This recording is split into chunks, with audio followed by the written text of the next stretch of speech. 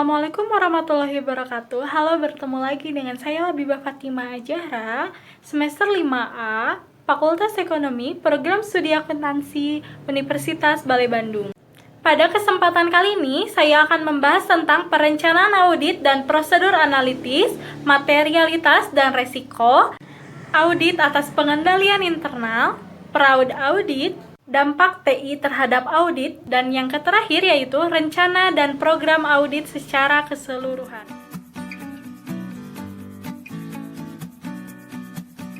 Alasan untuk melakukan perencanaan ada 3. Yang pertama, untuk memungkinkan auditor memperoleh bahan bukti kompeten yang cukup untuk kondisi yang ada. Kedua, membantu menjaga biaya audit tetap wajar. Dan yang ketiga, menghindari kesalahpahaman dengan kliennya.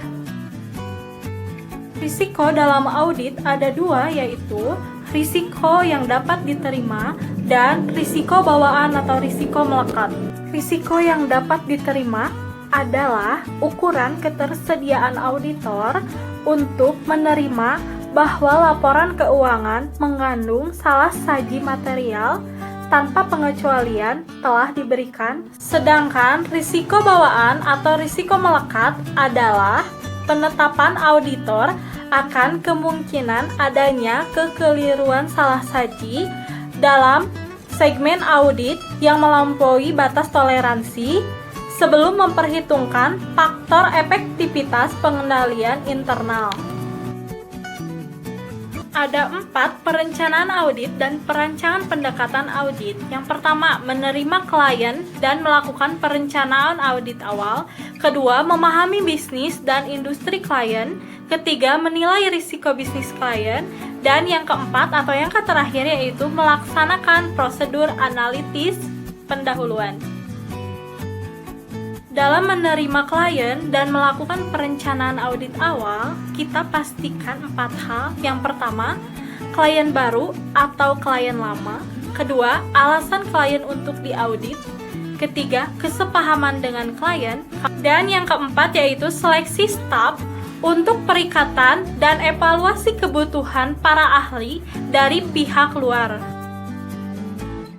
Ada 3 poin memahami bisnis dan industri klien. Pertama, memahami aturan-aturan akuntansi yang khas dari industri tersebut untuk mengevaluasi apakah laporan keuangan klien sesuai dengan prinsip akuntansi yang berlaku umum. Kedua, mengidentifikasi risiko dalam industri yang akan mempengaruhi risiko audit yang dapat diterima. Dan yang ketiga yaitu agar dapat mengidentifikasi risiko bawaan. Risiko bisnis klien ada 3. Pertama, gagal mencapai tujuannya. Kedua, kemajuan teknologi baru. Ketiga, salah saji material dalam laporan keuangan. Prosedur analitis awal dilakukan agar auditor dapat memahami dengan lebih baik bisnis klien. Dan prosedur yang dapat digunakan adalah dengan membandingkan rasio-rasio klien dengan industri atau kompetitor. Ada 3 tahap prosedur analitis. Yang pertama, tahap perencanaan, kedua, tahap pengujian, dan ketiga, tahap penyelesaian. Ada 5 jenis prosedur analitis. Yang pertama, membandingkan klien dan data industri. Kedua, membandingkan data klien dengan data yang sama pada tahun sebelumnya. Ketiga, membandingkan data klien dengan hasil. Keempat, ekspektasi klien, membandingkan data klien dengan hasil ekspektasi auditor. Dan yang kelima atau yang terakhir yaitu membandingkan data klien dengan ekspektasi hasil menggunakan data non-keuangan. 4 poin rasio-rasio keuangan umum. Yang pertama, kemampuan membayar utang jangka pendek. Kedua, rasio aktivitas likuiditas. Ketiga, kemampuan untuk memenuhi kewajiban jangka panjang. Dan yang keempat, rasio profitabilitas. Materialitas yaitu besarnya nilai yang dihilangkan atau salah saji informasi akuntansi yang dilihat dari keadaan yang melingkupinya. Dapat mengakibatkan perubahan atas atau pengaruh terhadap pertimbangan orang yang meletakkan kepercayaan terhadap informasi tersebut karena adanya penghilangan atau salah saji itu. Dari definisi materialitas tersebut mengharuskan auditor untuk mempertimbangkan pertama, keadaan yang berkaitan dengan entitas, kedua, kebutuhan informasi pihak yang akan meletakkan kepercayaan atas laporan keuangan auditan. Karena auditor tidak bisa memberikan jaminan bagi siapapun bahwa laporan keuangan auditan adalah akurat. Keyakinan yang diberikan auditor dalam audit laporan keuangan yaitu yang pertama, bahwa jumlah-jumlah yang disajikan dalam laporan keuangan beserta pengungkapannya telah dicatat, diringkas, digolongkan, dan dikompilasi. Kedua, bahwa ia telah mengumpulkan bukti kompeten yang cukup sebagai dasar memadai untuk memberikan pendapat atas laporan keuangan auditan. Ketiga, bahwa laporan keuangan sebagai keseluruhan telah disajikan secara wajar dan tidak terdapat salah saji material karena kekeliruan atau kecurangan. Dan yang keempat yaitu konsep yang melandasi keyakinan yang diberikan oleh auditor ada dua, konsep materialitas dan konsep risiko audit. Dalam pertimbangan materialitas ada dua, yaitu pertimbangan kuantitatif dan pertimbangan kualitatif. Pertimbangan kuantitatif yaitu hubungan salah saji dengan jumlah kunci tertentu dalam laporan, seperti pertama, laba bersih sebelum pajak dalam laporan keuangan, kedua, total aktiva dalam neraca, ketiga, total aktiva lancar dalam neraca, dan keempat, total ekuitas pemegang saham dalam neraca. Pertama, kemungkinan terjadinya pembayaran yang melanggar hukum. Kedua, kemungkinan terjadinya kecurangan. Ketiga, syarat yang tercantum perjanjian kredit dari bank. Keempat, adanya gangguan dalam tren laba. Dan yang kelima, sikap manajemen terhadap integritas laporan keuangan. Ada dua tingkatan materialitas. Yang pertama, materialitas pada tingkat laporan keuangan, yaitu laporan keuangan mengandung salah saji material jika laporan tersebut berisi kekeliruan atau kecurangan yang dampaknya secara individual atau secara gabungan sedemikian signifikan sehingga mencegah penyajian secara wajar laporan keuangan tersebut sesuai prinsip akuntansi berterima umum. Dua, materialitas pada tingkat saldo akun, yaitu salah saji minimum yang mungkin terdapat dalam saldo akun yang dipandang sebagai salah saji material, dan konsep materialitas pada tingkat saldo akun tidak sama dengan akun material atau besarnya saldo akun yang tercatat. Seorang auditor menggunakan materialitas pertama dalam perencanaan audit dan pada saat mengevaluasi bukti audit dalam melaksanakan audit. Auditor perlu membuat estimasi materialitas karena terdapat hubungan terbalik antara jumlah dalam laporan keuangan yang dipandang material oleh auditor dengan jumlah pekerjaan audit yang diperlukan untuk menyatakan kewajaran laporan keuangan. Sampai saat ini belum ada panduan resmi yang diterbitkan oleh IAI tentang ukuran kuantitatif materialitas. Contoh beberapa panduan kuantitatif dalam praktik. Yang pertama, laporan keuangan dipandang mengandung salah saji material jika terdapat salah saji 5% sampai dengan 10% dari laba sebelum pajak. Kedua, laporan keuangan dipandang mengandung salah saji material jika terdapat salah saji 0,5% sampai 1% dari total aktiva. Ketiga, laporan keuangan dipandang mengandung salah saji material jika terdapat salah saji 1% dari pasiva.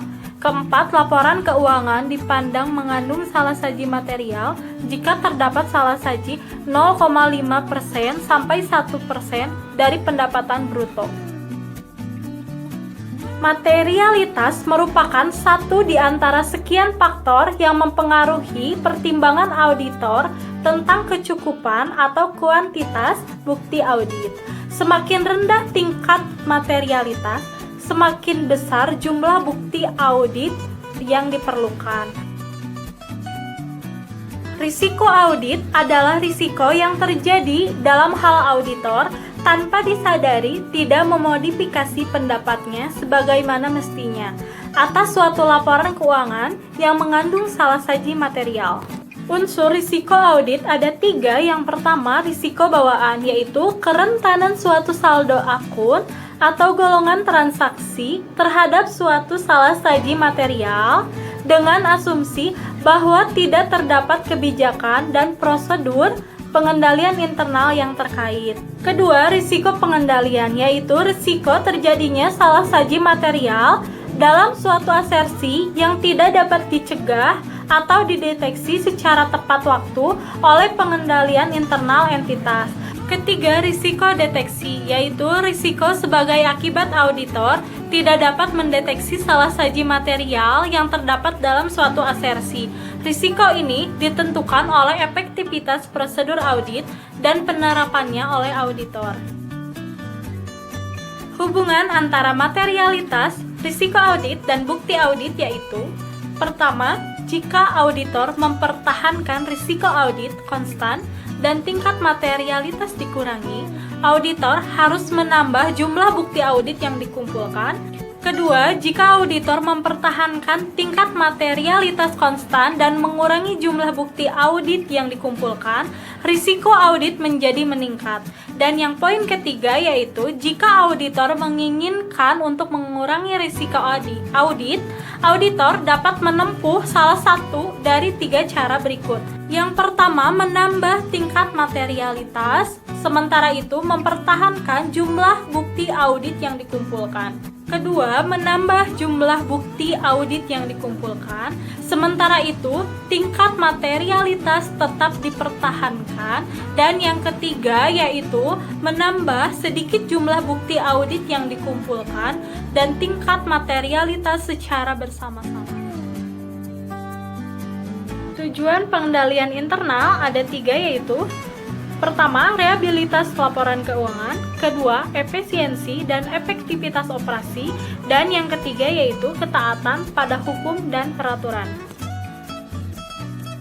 Manajemen bertanggung jawab untuk menetapkan dan menyelenggarakan pengendalian internal entitas, sedangkan auditor bertanggung jawab memahami dan menguji pengendalian internal atas pelaporan keuangan.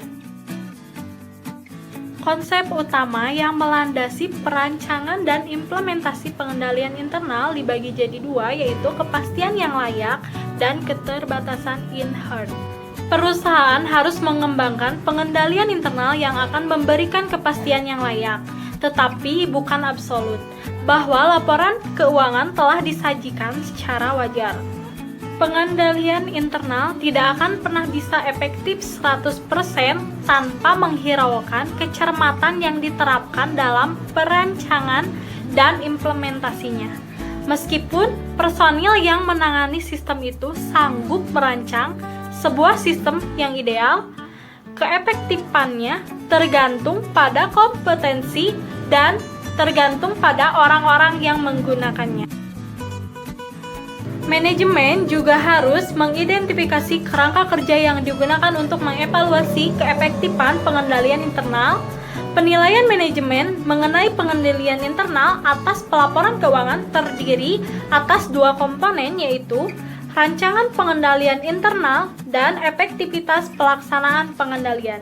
Rancangan pengendalian internal yaitu manajemen harus mengevaluasi apakah pengendalian telah dirancang dan diberlakukan untuk mencegah atau mendeteksi salah saji material dalam laporan keuangan. Efektivitas pelaksanaan pengendalian. Di samping itu, manajemen juga harus menguji efektivitas pelaksanaan pengendalian. Tujuan pengujian ini adalah untuk menentukan apakah pengendalian telah berjalan seperti yang telah dirancang dan apakah orang yang melaksanakan memiliki kewenangan serta kualifikasi yang diperlukan untuk melaksanakan pengendalian itu secara efektif.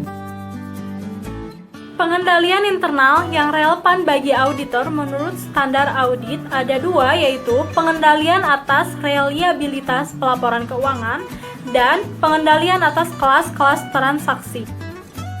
Komponen-komponen pengendalian internal menurut KOSO antara lain ada 5. Yang pertama, lingkungan pengendalian. Yang kedua, penaksiran resiko. Yang ketiga, kegiatan pengendalian. Yang keempat, informasi dan komunikasi. Dan yang kelima yaitu pemantauan. Penilaian resiko atas laporan keuangan adalah tindakan-tindakan yang dilakukan manajemen untuk mengidentifikasi dan menganalisis risiko-risiko yang relevan dengan penyusunan laporan keuangan yang sesuai GAAP. Dokumen dan catatan yang baik harus yang pertama dipranomori secara berurutan untuk memudahkan pengendalian. Yang kedua, disiapkan pada waktu transaksi berlangsung. Ketiga, dirancang untuk berbagai pengguna. Dan keempat, yaitu dibuat sedemikian rupa sehingga memudahkan penyimpanan yang benar. Sistem informasi dan komunikasi bertujuan untuk memulai, mencatat, memproses, dan melaporkan transaksi yang dilakukan entitas serta mempertahankan akuntabilitas aset terkait. Untuk memahami perancangan sistem informasi akuntansi, auditor harus menentukan pertama, kelas transaksi utama entitas. Kedua, bagaimana transaksi dimulai dan dicatat. Ketiga, catatan akuntansi apa saja yang ada serta nilainya. Keempat, bagaimana sistem itu menangkap peristiwa-peristiwa lain yang penting bagi laporan keuangan seperti penurunan nilai aset. Dan yang kelima yaitu sifat serta rincian proses pelaporan keuangan yang diikuti, termasuk prosedur pencatatan transaksi dan penyesuaian dalam buku besar umum.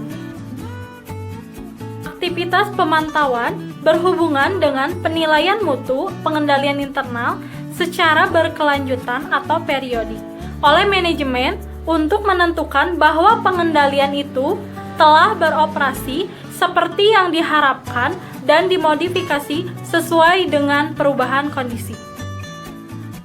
Sebagai bagian dari prosedur penilaian risiko, auditor menggunakan prosedur untuk memperoleh pemahaman yang meliputi pengumpulan bukti tentang rancangan pengendalian internal dan apakah pengendalian itu sudah diimplementasikan, lalu menggunakan informasi itu sebagai dasar audit terpadu.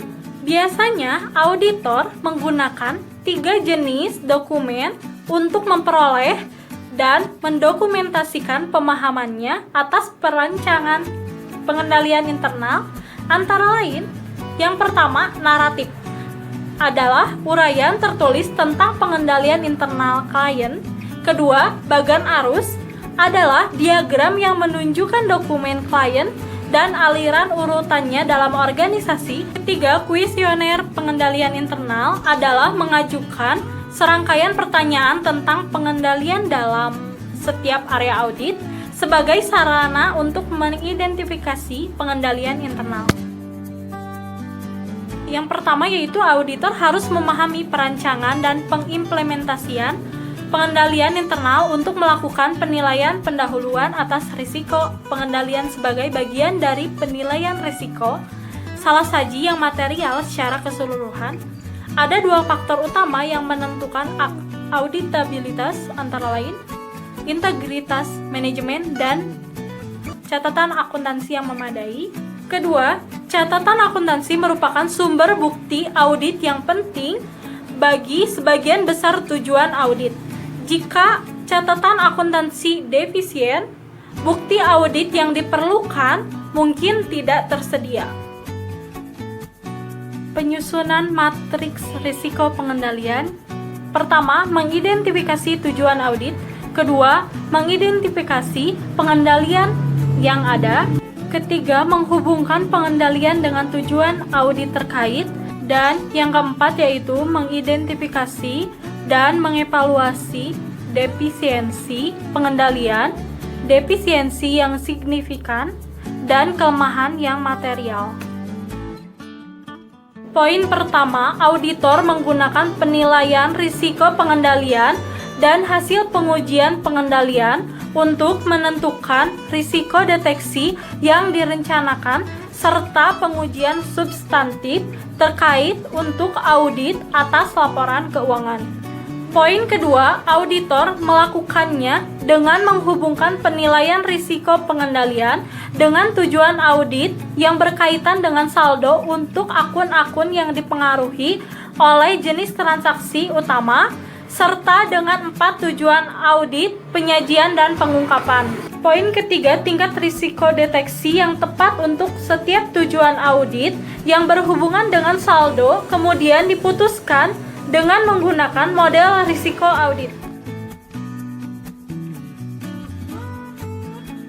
Permasalahan yang mengganggu pencapaian tujuan organisasi dan oleh karenanya menjadi wilayah kerja internal auditor antara lain proses bisnis yang tidak efisien, pelanggaran terhadap prosedur, ketidakpatuhan terhadap kebijakan manajemen, ketidakpatuhan pada undang-undang dan peraturan, keterbatasan kompetensi, dan kecurangan atau fraud.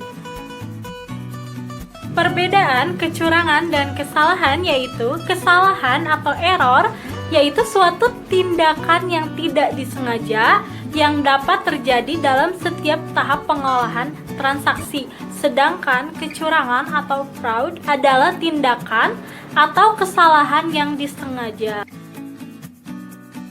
Kecurangan dapat dilakukan melalui laporan keuangan dengan cara-cara seperti 1. Memanipulasi, memalsukan atau mengubah bukti transaksi dan pembukuan. 2. Dengan sengaja menyajikan secara keliru atau menghilangkan transaksi atau informasi penting dalam laporan keuangan. 3. Dengan sengaja menerapkan standar akuntansi secara tidak benar, baik dari sisi jumlah, klasifikasi, cara penyajian, atau pengungkapan.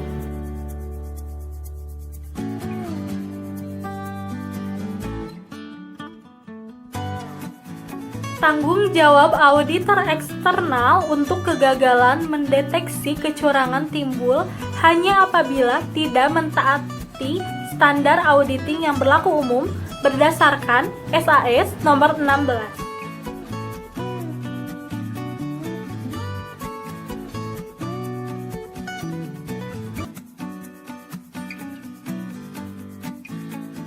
Aktivitas internal auditor adalah melakukan asesmen terhadap governance secara membuat rekomendasi secara tepat untuk meningkatkan proses governance yang mencakup 1. Mendorong penerapan prinsip-prinsip etika dan tata nilai dalam organisasi. 2. Memastikan efektivitas dan akuntabilitas kinerja manajemen. Mengkomunikasikan secara efektif risiko dalam bidang-bidang kritikal organisasi serta SPL yang diperlukan untuk mengatasinya. 3. Meningkatkan kualitas komunikasi dalam organisasi, baik komunikasi internal organisasi maupun komunikasi eksternal organisasi.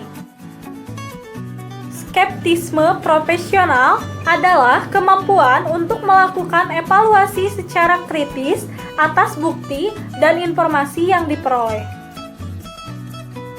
Auditor perlu melaksanakan beberapa prinsip agar asesmen risiko menjadi lebih efektif. Yang pertama, melakukan asesmen secara sistematis dan berkelanjutan. Kedua, memprediksi potensi skema dan skenario kecurangan, termasuk faktor-faktor internal dan eksternal yang mendorong terjadinya fraud. Ketiga, melakukan asesmen risiko pada tingkat perusahaan, tingkat unit usaha yang signifikan, serta pada tingkat akun yang signifikan. Keempat, melakukan evaluasi atas kemungkinan, signifikansi, serta sebaran kecurangan. Kelima, melakukan asesmen atas potensi terjadinya risiko dengan cara mengevaluasi aktivitas dan efektivitas sistem pengendalian intern yang ada. Keenam, melakukan asesmen terhadap tingkat keterlibatan personalia yang relevan dengan masing-masing jenis risiko. Ketujuh, melakukan asesmen terhadap potensi terjadinya pelanggaran oleh manajemen. Kedelapan, yaitu melakukan asesmen terhadap pemutakhiran sistem pengendalian fraud pada saat terjadi peristiwa khusus, misalnya merger, akuisisi, atau penggunaan sistem baru. Bentuk kecurangan laporan keuangan seperti pendapatan fiktif, penyembunyian utang dan beban, penilaian aset secara tidak tepat, pengungkapan atas laporan keuangan secara tidak tepat, pisah batas transaksi secara tidak tepat. Metode untuk mendeteksi ketidakpastian, kecurangan, dan penyimpanan akuntansi antara lain: 1. Analisis vertikal dan horizontal atas laporan keuangan, membandingkan angka-angka laporan keuangan antar periode atau antar komponen pada periode yang sama. Kedua, analisis rasio. Ketiga, review atas kepatuhan terhadap ketentuan pinjaman dan kesepakatan dengan kreditur. Keempat, review atas kepatuhan terhadap ketentuan perpajakan. Kelima, wawancara tertulis dengan manajemen. Keenam, analisis arus kas. Ketujuh, dalam industri yang diatur secara khusus, lakukan review atas perubahan regulasi atas industri atau atas perusahaan. Ada beberapa metode pencegahan seperti 1. Pemberlakuan praktik audit internal yang independen, objektif, dan kuat. 2. Pemberlakuan standar etika dan integritas pegawai. Ketiga, pemantauan secara aktif terhadap manajemen oleh pihak-pihak yang bertanggung jawab dalam masalah governance atau komisaris. Keempat, penurunan peluang dan tekanan yang bisa menimbulkan kecurangan melalui laporan keuangan. Kelima, pembatasan rasionalisasi fraud melalui training secara rutin tentang permasalahan fraud. Dalam membuat perencanaan investigasi fraud, harus dipertimbangkan metode untuk 1. Pengumpulan data seperti pemantauan secara cermat, interview, atau pernyataan tertulis. 2. Pendokumentasian bukti, pertimbangan aturan legal tentang dokumentasi bukti serta penggunaan bukti untuk keperluan bisnis. Ketiga, menentukan luas kecurangan. Keempat, menentukan pola dan teknik kecurangan. Kelima, evaluasi penyebab kecurangan, identifikasi pelaku kecurangan.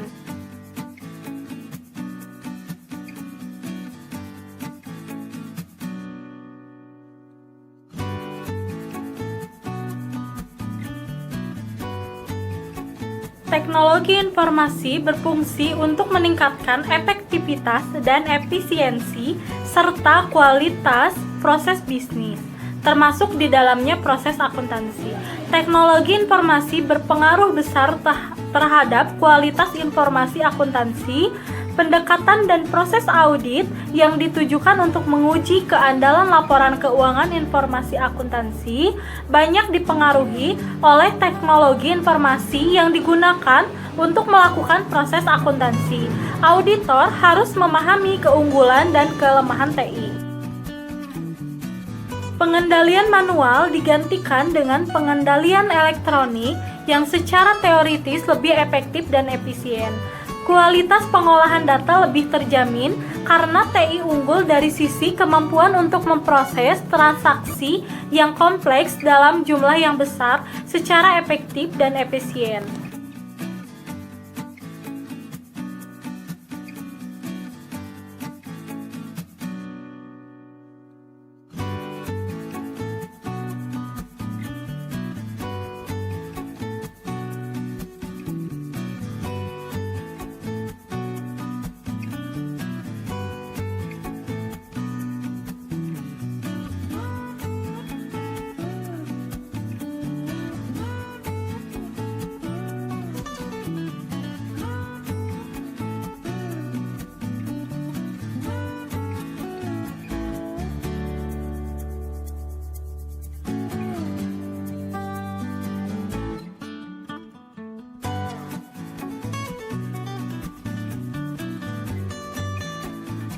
Tahap ini merupakan fase yang penting karena pada tahap inilah dihasilkan seluruh program audit yang direncanakan auditor untuk diikuti dalam audit, yang mencakup semua prosedur audit, ukuran sampel materi yang dipilih, dan waktu pelaksanaan.